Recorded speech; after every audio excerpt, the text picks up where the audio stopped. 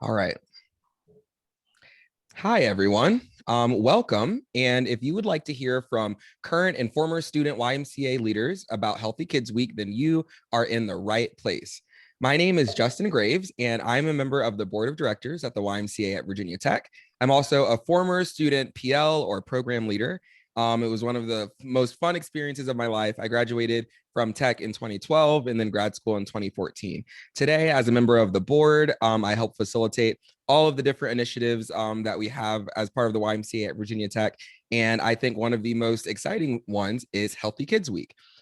This entire month of April, we're actually showcasing the many and varied programs that we provide to the community as the Y, but also in partnership with Virginia Tech students and local organizations and other businesses. This entire event, which is called the Y Spring Expo, is hosted online by EventMe. Luckily, this video is also going to be recorded today, so we'll be able to share that to the YMCA at Virginia Tech's YouTube channel in the future as well. So as part of the YMCA at Virginia Tech Spring Expo, I would like to welcome you to the Healthy Kids Week panel. Since 1873, the YMCA at Virginia Tech has promoted the mental and physical health of Virginia Tech students and community members through all kinds of different initiatives, from responding to natural disasters, to assisting with housing security, to caring for our senior citizens and elders. Student volunteers at the Y have always been a part of strengthening the health and well-being of the Montgomery County community. So today, we are happy that you've decided to join us to learn more from current and former student leaders of the Y's community health and wellness programs. So before we get started with the Q&A part of today's panel, let's do some introductions so you can get to know everyone who is here a little bit better. So as part of our introductions, let's go around the virtual room today and let's share our name, the program that we are currently either affiliated with or previously affiliated with. So, obviously whether you are a student or alum, and then also your graduation year. So that way we can kind of all level set and know where everyone is coming from. All right. So how about Mason? Could I volunteer you to introduce yourself first, and then you can pick whoever you would like to follow you. Absolutely. Hi, guys. My name is Mason Taylor. I am a senior at Virginia Tech, so I'm graduating this May. Very exciting. And I have been the program leader for Healthy Kids Week this year. It's been very interesting, as you will find out later on in this panel. So, Taz, go ahead and take it away. Hi, everybody. I'm Taz. I have been working at the YMCA as the Student Events and Marketing Coordinator for 4 years now. So I've been around for a while, and I'm sad to see my time at the YMCA go, to be honest. But I'm really excited to be a part of the Y Spring Expo as one of my last big events that I do with the Y. Oh, my bad. I'll pick someone else. Jarrett, you want to go? Sure, yeah. Hi, I'm Jarrett. I'm a sophomore at Virginia Tech, and I was last year program leader for the after-school program at Blacksburg Middle School, which is of course on hold right now, but we hope that we can resume that next fall. And currently I'm working on alongside Erica, an online homework help program for Virginia students, which is, that's our main focus right now. And we're putting all we can into it. So I guess I'll throw it over to Erica. Yes, hello, my name is Erica. I'm currently a sophomore at Virginia Tech, graduating in 2023. And like Jerry mentioned, I'm currently one of the co-program leaders for the online homework help program. But previously last year, pre-COVID, I was the program leader for the Prices Fork Elementary After School Connections program. So I'll pass it over to Jessica. Hi, everybody. My name is Jessica Clanton, and I am actually an alumni. I'm a former student program leader for the Prices Fork Elementary School after school program, and I graduated in 2014. And I'll pass it over to Megan. Okay, I feel really old. My name is Megan Brown. I was the program leader for middle school and high school tutoring, and I was on council. I don't even know if that's a thing anymore. I graduated almost 20 years ago. So in 2001, I graduated from tech, and I now have a kid who's looking at tech. It's kind of crazy. So that's me. Oh, that's awesome. I love that. Yeah, it was actually called council as well, Megan, when I was a student in 2012. So I can relate to the older, or I guess, more mature terminology. I guess that's what we'll call it. Awesome, great. Well, thank you everyone for those great introductions. So enrichment for youth has been a cornerstone of the WISE programming since day one, all the way back in 1873. And in preparing for today's panel, I learned that starting in 1918 under the leadership of Paul Daring, and of course there's like a Daring Hall on campus, so that's a fun little connection. It was actually Paul and other YMCA student volunteers who taught Sunday school, sponsored Boy Scout programs, and then today that's kind of transformed into like working with K through 12 students, promoting youth wellness and stuff like that through the programs that you all are or were a part of. So on that note, my first question is, just as kind of like a blanket overview for folks who might not be as familiar with the WISE programs, could you share what is or was your program's primary goal? Like, at the end of the day, what is it that you actually wanted to make sure that you were accomplishing as a program leader with your program? And I think I'll toss this one over to maybe either Erica or Jarrett first, because I would love to hear more about the online version of tutoring that you all are doing now. So maybe we could start there. Yeah, I can take this question. So our online homework help program, the whole idea behind it was to kind of help supplement student learning during COVID. Just because, as us being Virginia Tech students doing classes online, it's definitely not quite the same as in-person education. So hearing from the community, hearing that kids were struggling with grades, maybe not like connecting as much with online education, we decided to try and come up with a program to help supplement that. So our online homework help program is really just, kids will come in, we'll help them with their homework, help try to supplement anything that maybe online education is lacking for them. And also just provide a way for student volunteers to also interact with school age kids, just because, again, volunteer opportunities during COVID haven't quite been as prevalent, you could say, as they were before COVID.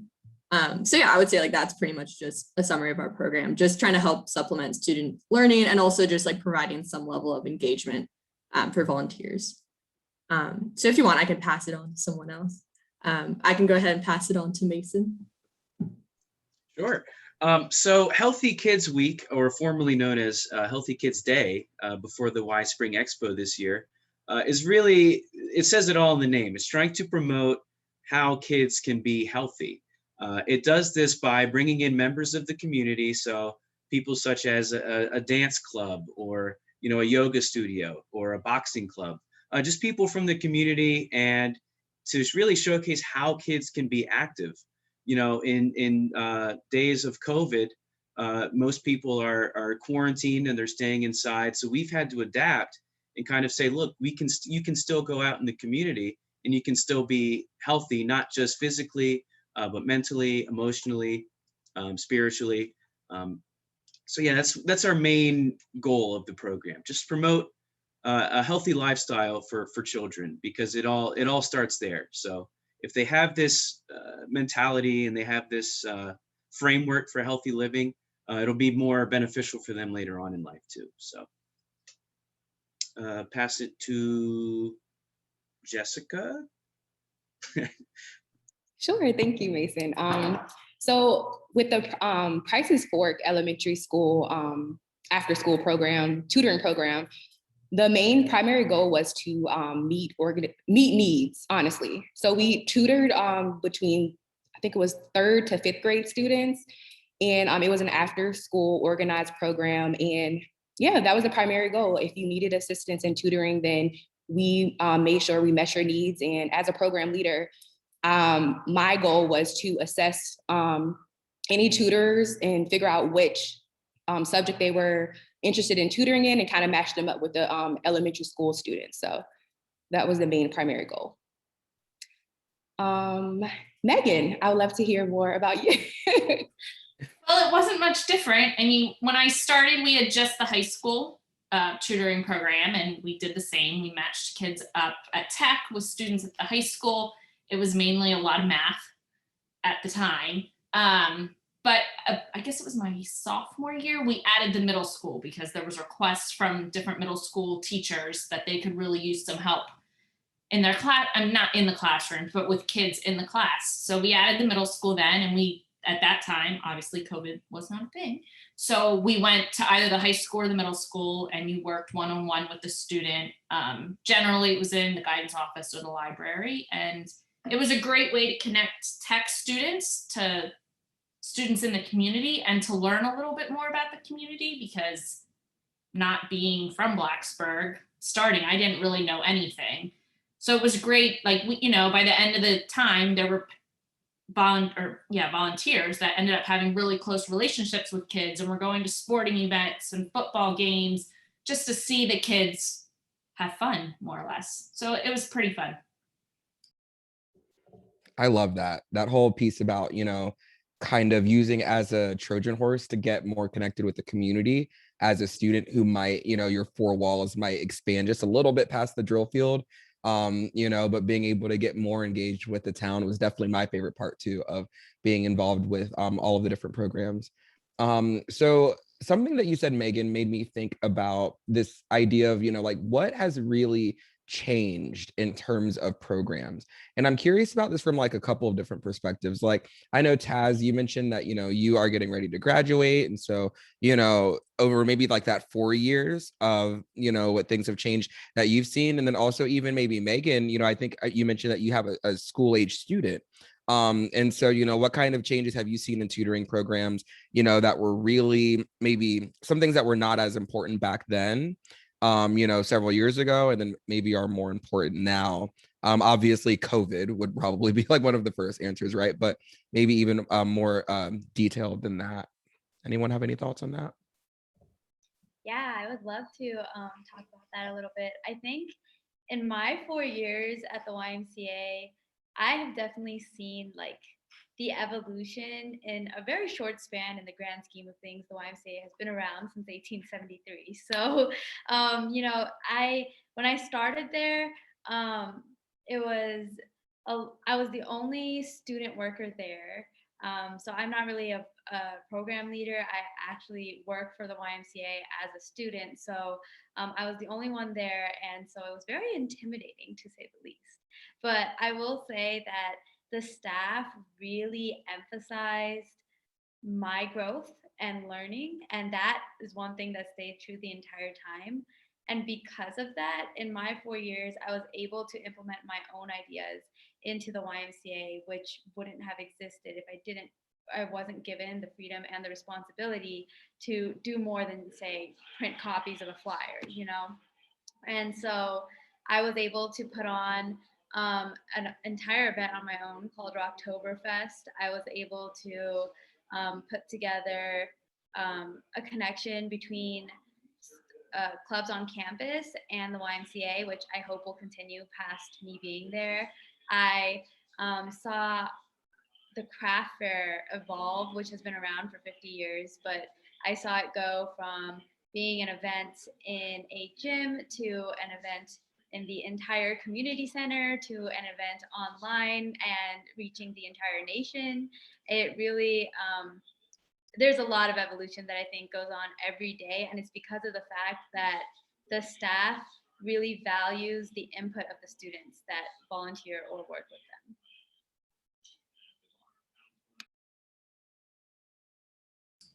So I guess I can touch on how things have changed. Obviously, when I was at Tech a really long time ago, the internet was not quite what it is today. I mean, we had AOL chat and Napster. That was pretty much our limit. So when we were tutoring, you were sitting with a book one-on-one with the student. But as things have progressed, I know kids now, like my son who's in high school, that's not what tutoring looks like at all anymore. Most of the time you're using a computer. It could be online, and regardless, you're not sitting with a book most of the time anymore, which is crazy to me. The one other thing that I think is interesting and maybe this was just me personally, but when we tutored at Tech, it was a lot of subject tutoring.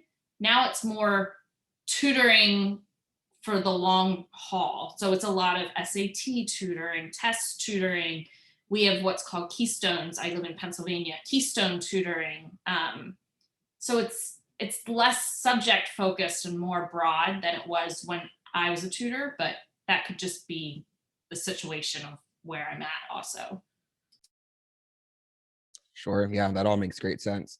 For Erica and Jarrett, as you all are working on this online tutoring, in light of COVID especially, it sounds like even for, Megan's kind of, implying that that's even before COVID, like moving to an online environment was already kind of happening. What are some of the challenges that you all have seen, as you've started to build out a new look, virtual tutoring program?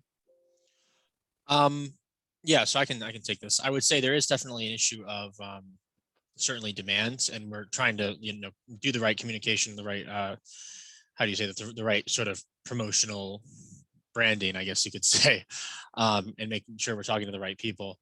Because I will say that has definitely been our biggest obstacle, is matching where the demand is. And so that's we've kept on. We started Montgomery County just alone, and that was, we weren't hearing a lot. And then we, expanded to the New River Valley, and this week we've expanded to the entire state of Virginia, because we're trying to get as what we can, and it seems that we have the infrastructure built out, and it's just we still are facing some challenges though, and trying to figure out what that is. I think is definitely been a learning experience for both of us. And I'm sorry, I don't want to go off on something too unrelated, but if I could just tack on to this, I wanted to sort of add on the point that Megan and Jessica were making about how sort of tutoring has changed and sort of how that affected the program even last year. Like Blacksburg Middle School, my initial perception of it going in was different than the reality, because I think I was under the impression it was more very strict subject tutoring at that age group, but I think there's a mixture of you can't force, what do they say, you can bring the horse to the trough, but you can't make them drink it, right? It's kind of a balancing game, because you have students who just maybe don't need help, or maybe they're hiding their work, and you have to adapt to that. So I think what the program became more of was sort of a general, the goal became less, okay, let's get these academic problems fixed, and it became more, just give these students a safe and fun environment where they can just engage in some meaningful way while they're waiting for their parents. And that's kind of what it morphed into. And I think at the end of it, I was fairly proud, because we can there's a limit on what we can enforce, but I think we were able to create something that was kind of, I guess, sort of filled that vision in some way. So I just wanted to tack that on. But in regards to the program we're currently working on, it's definitely been a lot of obstacles, but it's definitely growing from it. So yeah. Love that. Yeah, that's all good. I have a question for Jarrett, just to help. Sure. Sorry, but have you guys reached out to like PTOs or other parent organizations about what you guys are offering? Because I know where I am, there's a huge demand of parents that are desperate to get help for their kids, and they just don't know where to go. We've reached out to school systems mainly. We're not, it's not, and some private organizations, but it's sort of more difficult to individually do that on an individual basis. And we've had a lot of positive feedback from, it's mostly like top level administration, but also teachers, because that seemed like the most efficient way. And of course, parents of students that we had on the roster last year. So yeah, but we're still looking for ways to expand. So certainly that's something we would look at. Yeah, definitely look like, I mean, I know all of our local schools, they all have like their parent support pages, and easily send a message, and I bet you'll get some parents. Yeah, parent outreach would probably be another avenue we should look at. But yeah, thank you. Yeah, thanks for sharing that, Megan. And that makes sense, because I even think of how many folks, of course, have pivoted to like Zoom school at the K through 12 level. And students who need, any kind of like mentoring help or outreach this year might have been perfectly fine last year because they just, learn in a different way, right? So finding ways to even reach out like through parents, that's a great idea. So love that. Love this idea sharing. This is great. Cool. Okay. So next question is kind of with this idea. The panel this week is focused on Healthy Kids Week and, the WISE youth programs. So in terms of, the benefits that your program brings or brought to the community, what do you think the most important benefits are? Like what kind of hole or void does your program fill in the community that you don't think is being necessarily filled in other ways, or maybe not as well in other ways? I can go. So I think, as many of us have mentioned before, the community ties is definitely one of the main aspects that I think has benefited everybody that's participating in Healthy Kids Week. Like I said earlier, being in COVID, you can feel very isolated and withdrawn from everything. But with proper, safety, wearing a mask and stuff, you can still reach out to the community. You can still get out there and do things. And I think that's important to reiterate, especially now more than ever, because, when you're isolated, you can feel a certain way and you're just not at your physical or mental best sometimes. And so being able to get out there and experiencing new opportunities and really just, it's promoting, I don't know, just bringing the world closer together when it can feel so far apart at times. So I think that's where Healthy Kids Week can come in and really bridge the gap between many people. So. Going off of that too, like I completely agree with everything that Mason just said, including for our own program, just trying to find new innovative ways to try and like connect when at a time when you can't necessarily do that in person or do that as close as, you're once able to. So definitely just trying to like innovate, adapt, trying to just like be creative and come up with new opportunities, fill gaps where you see them. I think that's all just like really important, just to try and like promote, not only physical health, but the mental health aspect, academic health, like that can definitely certainly be a stressor for kids, even at like elementary school age, worrying about grades. So just trying to like, I guess, holistically approach like healthy kids, especially in our program, just trying to like fill that gap where it's needed. I'll pass it to Jessica to hear more about like maybe how the Prices Fork elementary program was able to assist. Yeah, absolutely. Just to go off of what you said, Erica and Mason, y'all did a great job explaining how this fits into this week, Healthy Lifestyles Week. But I would definitely say the mental aspect. I feel like working with the Prices Fork program, you're working with younger students. So you're working with third to fifth grade students. So being building that community there, building those relationships, but also allowing them to exercise their mind and that's a healthy part of your lifestyle. That's super important. Your mind is super important. So I feel like that's one of the ways Prices Fork fits into the Healthy Lifestyle Week. Okay, Jared?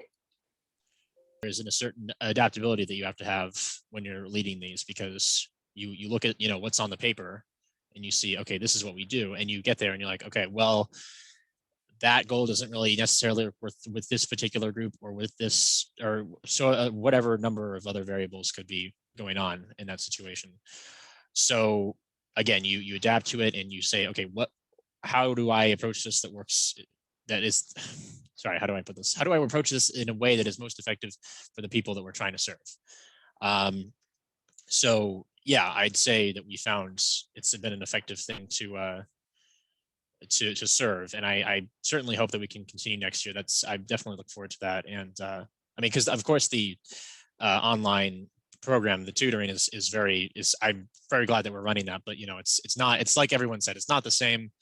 And yeah, we hope that we can move forward with. I wanted to pick up on something that you just said kind of at the tail end there, Jarrett, about adaptability. And it sounds like that was something that, you've kind of been able to like practice and perform, as you've been a PL. So that's kind of the next question that I want to pose to the group is, over your months and years of experience with your Y programs, what is one of the biggest things that you learned from being a PL and your experience of having to, develop and execute and make sure that our program runs smoothly? I know for me, someone said earlier this piece about the Y staff is just really engage with students and their opinions and really lets them go with them. And that was one of the biggest things that I loved from the two staff members that worked when I was a student. Shout out to Sandy Wirt and Jen Pollard. They were the best at making you feel empowered and powerful when it came to developing your program. So on that same vein, whether it's adaptability or independence, what's one of the most important things that you learned through executing your program and leading your program? I can start again. So I have two main things that I learned: being flexible and, like Jarrett said, adapting.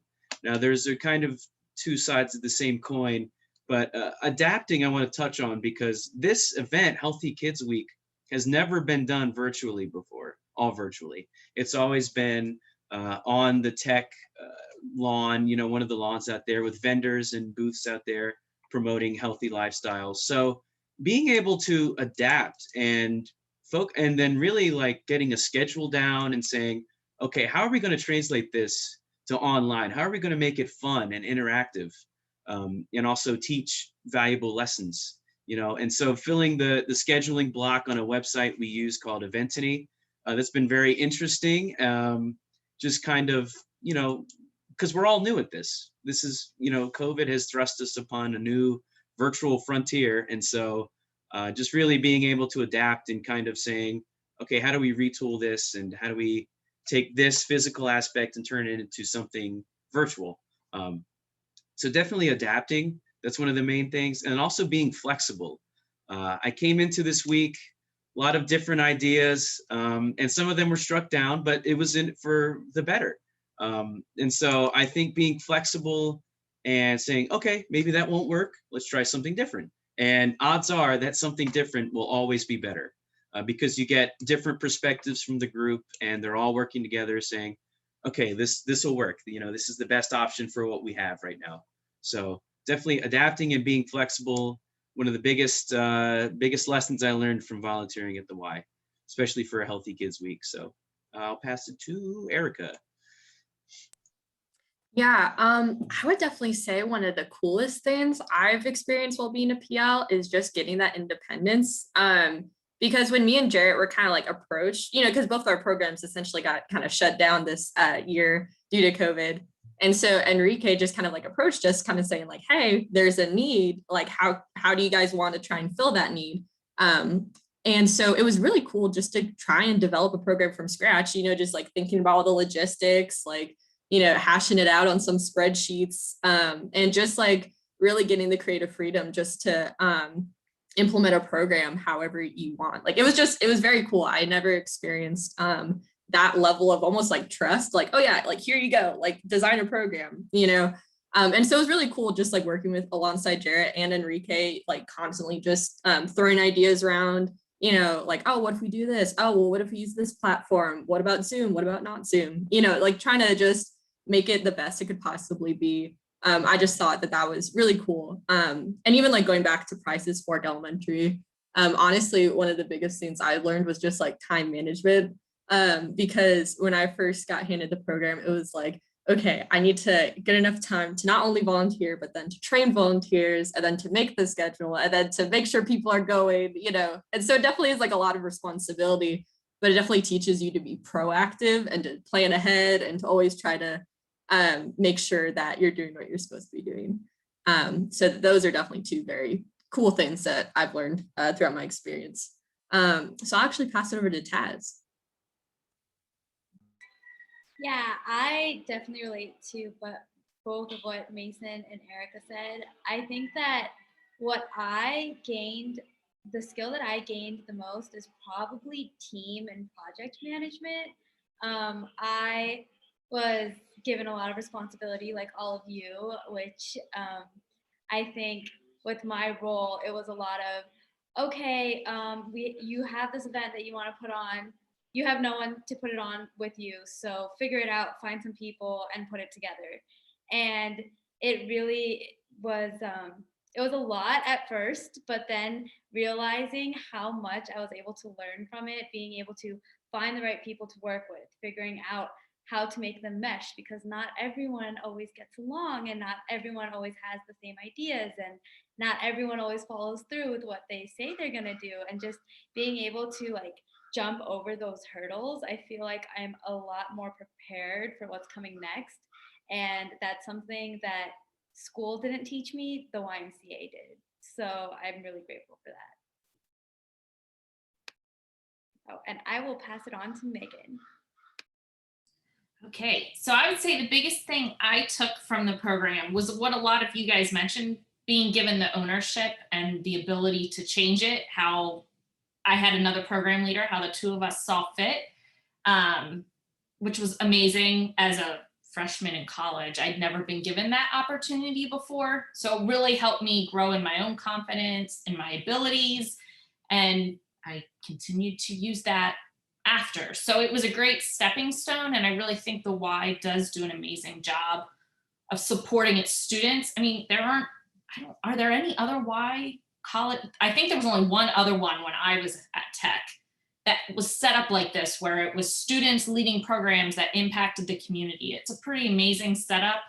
And it really did help students feel comfortable taking their own ownership of programs and leadership roles prior to getting out of Tech. So I think that was a huge experience. Yeah, Taz just dropped in the chat that there are only 7 campus YMCAs, and that's not just in the States, but globally now, which is really impressive. I completely agree, Megan. Yeah, and I think it's the benefit, kind of a flashback to something I mentioned earlier, the benefit of having students lead programs that positively impact the community doesn't just impact the community positively, but I think it impacts the student positively, and then also helps with those, what they kind of call like town gown relationships, right? Because it's less of, students being on this island of a college campus and being that much more engaged, which I think is kind of like the point, especially on a rural college campus. And I'm just speaking from experience. I don't know much about more urban campuses and that experience, but I know for me that was massively important to my positive experience as a student. Okay, so next question is similar, kind of on this notion of reflecting and like thinking back to your experiences. But this time, not maybe something that you learned, but more of like, what's a favorite memory? Like, is there a connection or an experience or a moment that stands out for you as you led or lead your program that you just know will always stick with you, that was super memorable?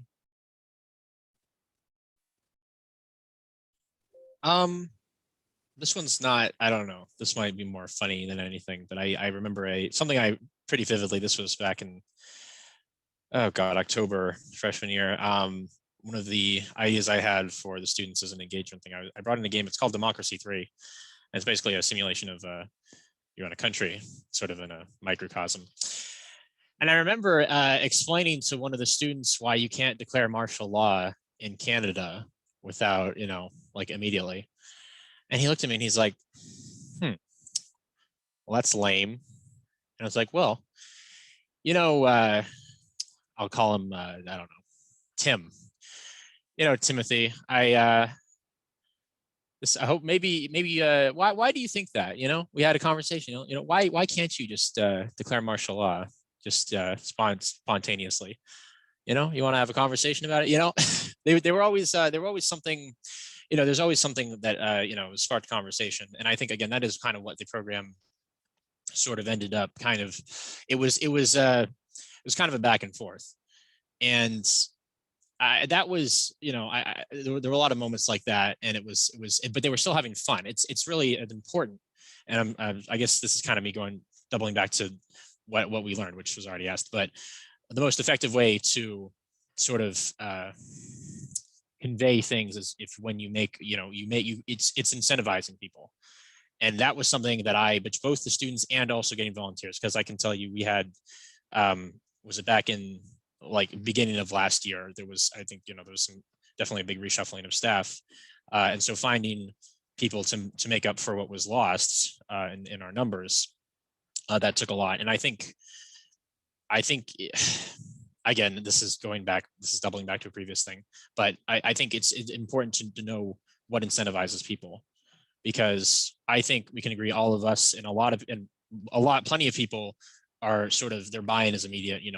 They're passionate about the thing, but sometimes when you need to broaden that base, you need to find other ways to incentivize people who are positively inclined, not to say that they're completely like, oh, I'm just doing this for blah, blah, blah, but like they need that extra nudge.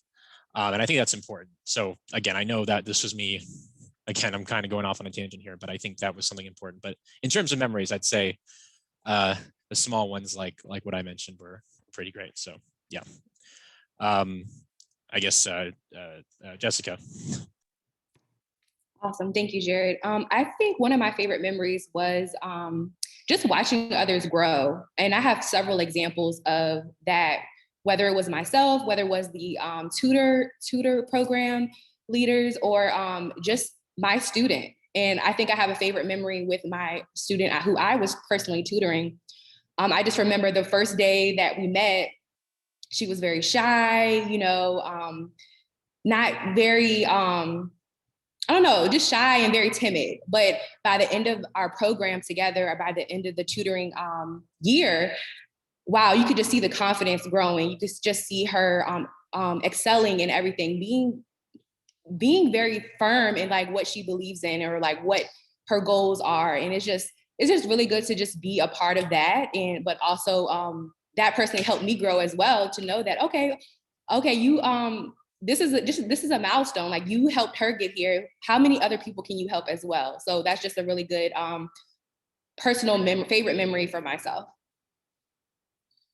Yeah, anybody else would like to share? I can go. So this goes back to when we were in person, like last year in the Prices Fork Elementary Connections Program. And it was very rewarding getting those connections, like between you as a volunteer and your student. Because like during the Connections program, you were really just engaging with several different grade levels. I think like the highest we went was like about like 5th or 6th grade to kindergarten. So you're just engaging with all these different kids, like playing with them, activities with them. And probably one of my fondest memories was, it was nice enough to go outside. So everyone's, we can go on the playground. Very exciting. And so when we went outside, they wanted me to play tag with them. And so back in my day, I was quite the runner. And so they kept on, it was like a mob of kids was just trying to tag me. But because, I can get a little competitive, I just kept on running just a little bit faster. And it was just like a very wholesome moment of like all them trying so hard to get me. And a couple of times, I would let them win. I would let them tag me. And they, like, you could see how proud they were to tag me, because they thought that I was like the fastest human alive or something. Like they were just like, oh my gosh, I actually did it, So I would say like those moments, just like forming those like really genuine kind of connections between like you as your volunteer and then like the people you're volunteering for. It was just super rewarding. Yeah, so I'll pass it over to Mason. Sure, thanks, Erica. So this year, unfortunately, due to COVID, I didn't get to be in, videos and stuff with many kids, but I did get to do one, and it was pretty funny. So it was me and another member of the Healthy Kids Week team. Shout out to Joelle Shank. She's quite the character. So if you haven't met her, try to.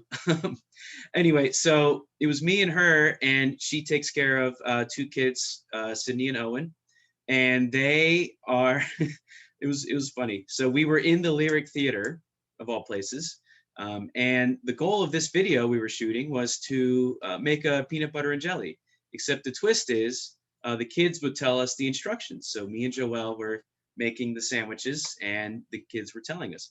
And so it's strange, because when you're telling somebody how to do it, it might seem simple. So for example, they would say, okay, smear the peanut butter on the bread. So me and Joelle would dip our hands in the jar and smear it on the bread, because they didn't say use a knife. So it was just a great experience. It was funny. So yeah, just seeing the kids, laugh and get frustrated at the same time with us was definitely a fun experience. I don't know, just the moment stood out to me. So, yep.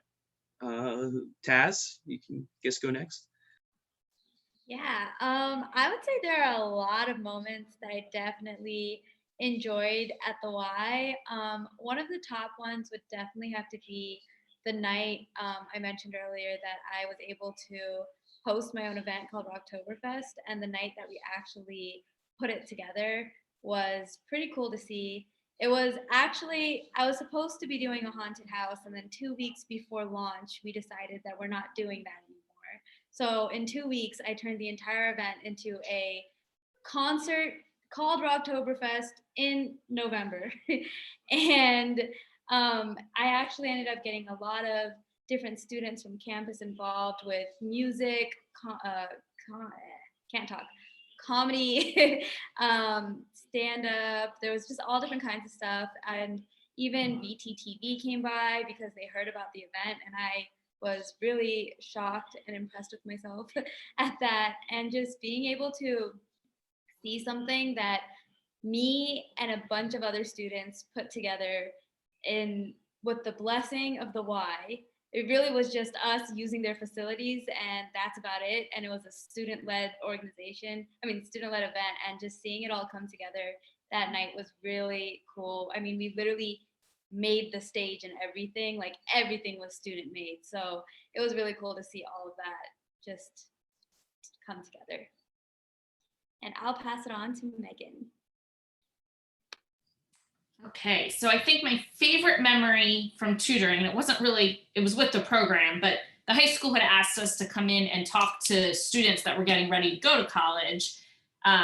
And the Hokie Bird came, and I was more excited about the Hokie Bird than any of the Blacksburg students, because they were like, whatever, we've seen this bird our entire life. And I was like, oh my God, it's the Hokie Bird. So that was like the highlight of one of my biggest memories, I think, because I looked like an idiot. But I also loved, I don't know if they still do them, it wasn't with the program, but the retreats were the best part of the Y. They were so much fun. We had them in the fall and the spring, and we'd go away for a weekend. And that was the highlight of my entire college experience. So it was awesome. I love that. I totally relate. I kind of had forgotten about the retreats until you just mentioned them. But yeah, I think we went to like Smith Mountain Lake or something, and it was just, yeah, like a day and a half, an overnight trip. It was so much fun. So many fun games we played. But yeah, so many good memories. So it sounds like there's a lot of like a big theme that I'm catching on to is like independence and autonomy and I think that's all great. But of course, in any leadership position, the experience is not always just sunshine and rainbows, right? So my next question is maybe a little bit more of a pessimistic question. But what is maybe like the biggest challenge that you've encountered in your time as a PL with the Y? And also not just the challenge itself, but also what was the solution for it?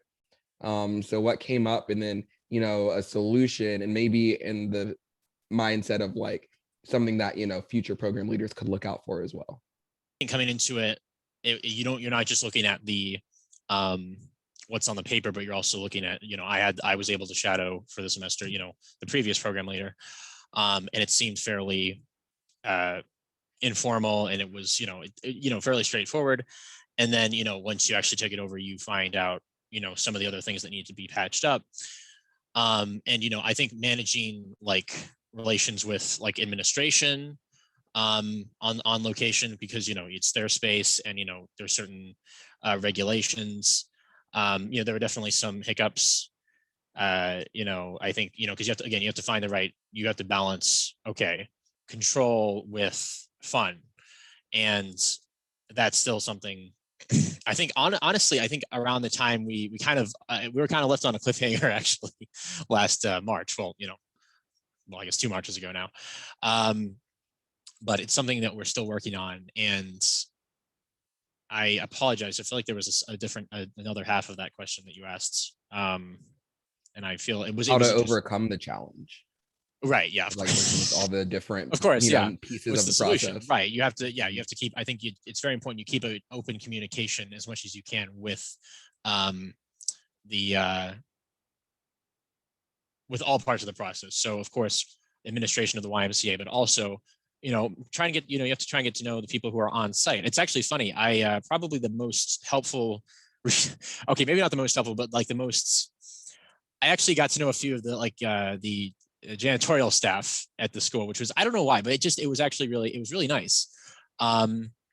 It's somewhat, it wasn't, it wasn't like the extremely vital to the process, but it was knowing like what are, what is this, usually used for, can we use, is this like, can we use, is this court good today, or is the baseball team gonna, like we had that kind of, and some things that we thought had been worked out, but needed to change on the fly.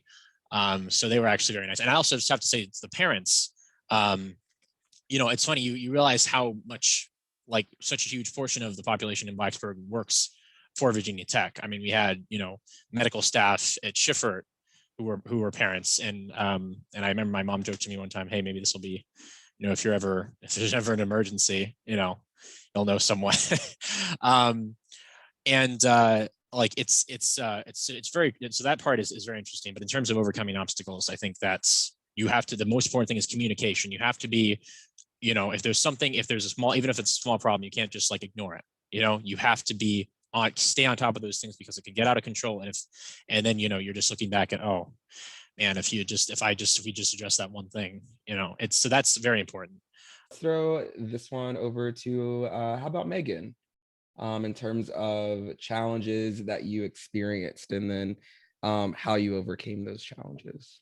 So I would say probably the biggest challenge we had was just ensuring that tutors and the students they were tutoring were a good fit. There were numerous times we had to switch people out partway through the year.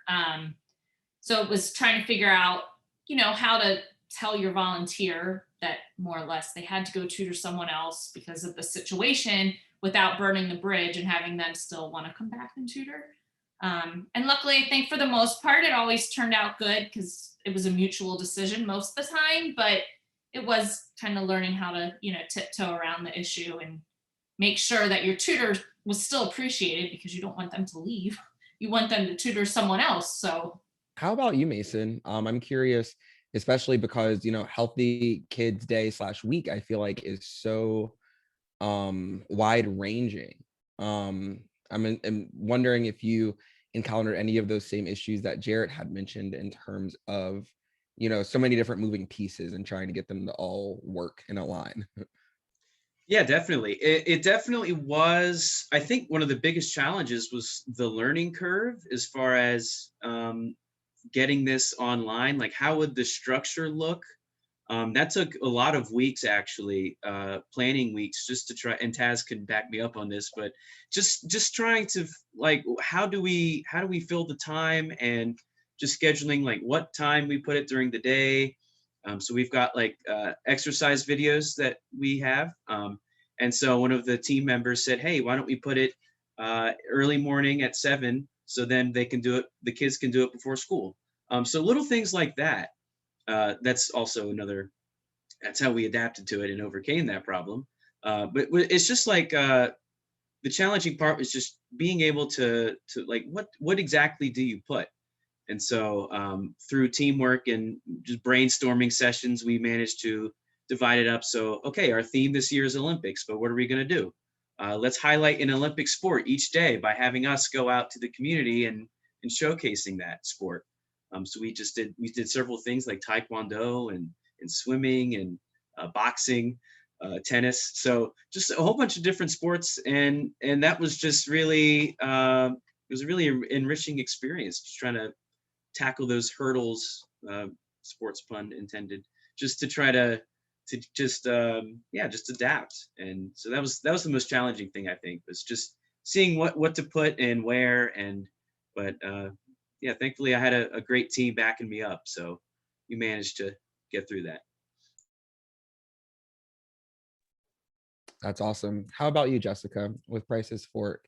or maybe a challenge and a solution that you experienced? Yes, absolutely. So a challenge that I had was, funny story, I was actually looking back through old emails before the call just to see, okay, how can I, relate my experiences to or talk about them.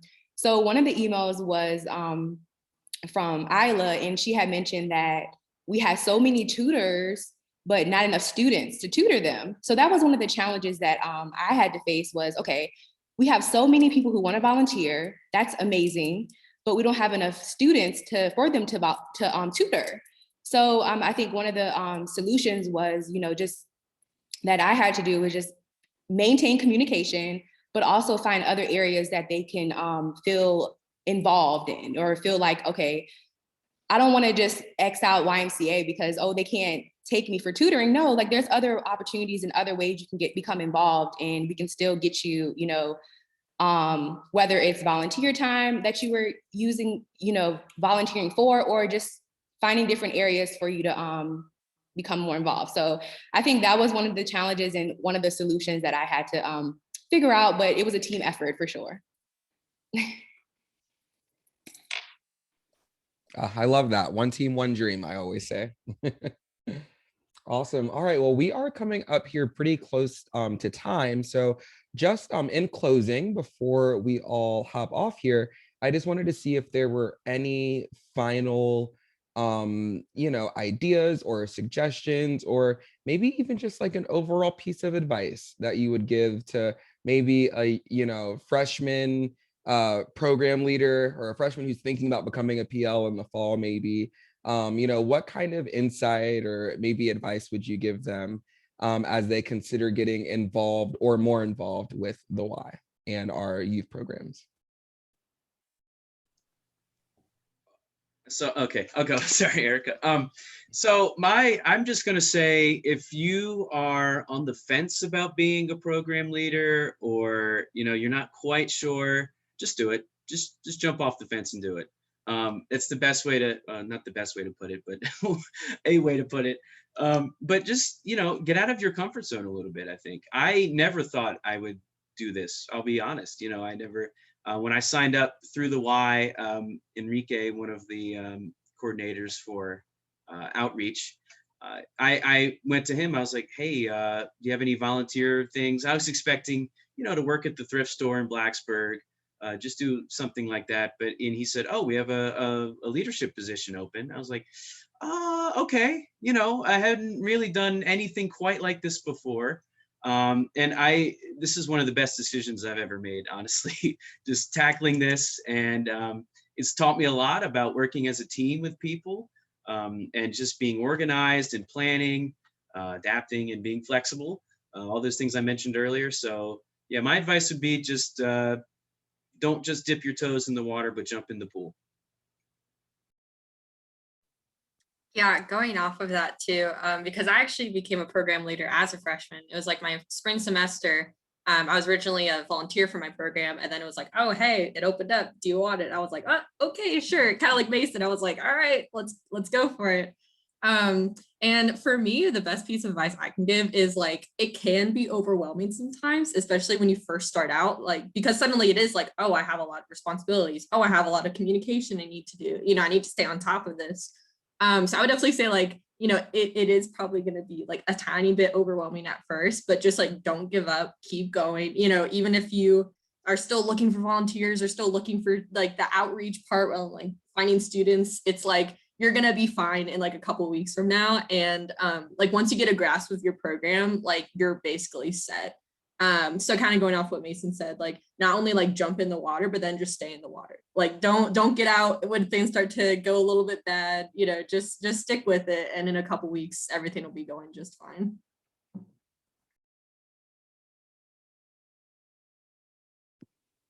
I'll add in here, like both Mason and Erica had mentioned, just do like Nike, just do it. You just gotta do it. And just from hearing from us, just a lot of the success stories and, just a lot of the memories, you will gain so much from this experience. And a lot of life lessons, but also life skills. So just remember that as you grow, as a person, but also, I don't know, it just prepares you for the real world outside of, tech, I will say. So like I said, just do it.